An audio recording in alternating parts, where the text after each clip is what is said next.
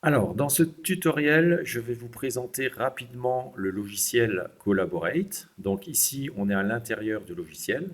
Donc quand vous rentrez dans le logiciel, vérifiez bien que votre micro est bien actif pour qu'on vous entende bien.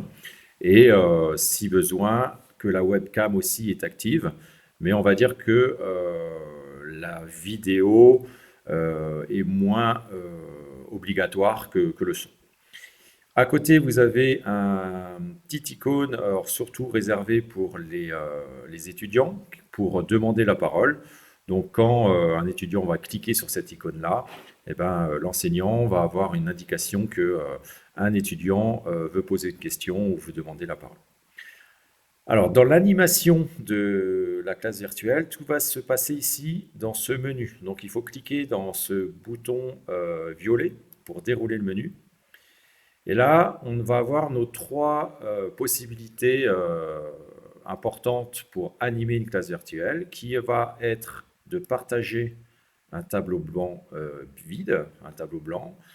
Donc là, on va pouvoir insérer, par exemple, du texte.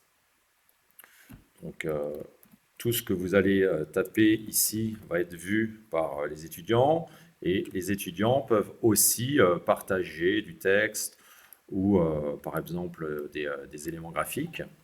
Donc ça, c'est la première possibilité. Vous pouvez aussi partager l'application de votre écran. Alors, votre écran en entier ou alors une fenêtre qui est déjà préalablement ouverte.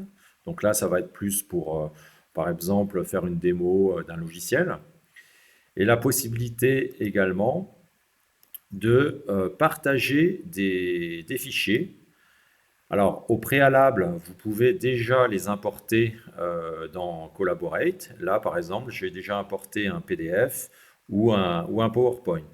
Donc, une fois qu'il est téléchargé, vous le sélectionnez et vous pouvez partager toutes les diapos qui sont à l'intérieur et pourquoi pas faire des annotations à l'intérieur euh, du PDF ou du PowerPoint.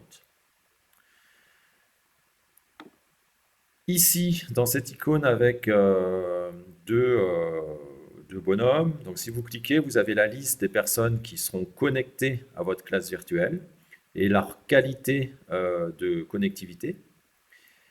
Et ici, dans cette bulle, vous avez la possibilité de chatter, donc d'envoyer des messages à tous les apprenants qui sont à l'intérieur de la classe virtuelle.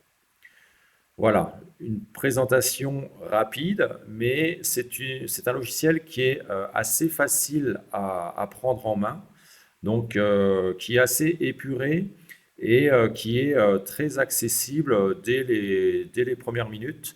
Donc je vous conseille eh ben, d'essayer et vous allez voir, il est assez simple à utiliser.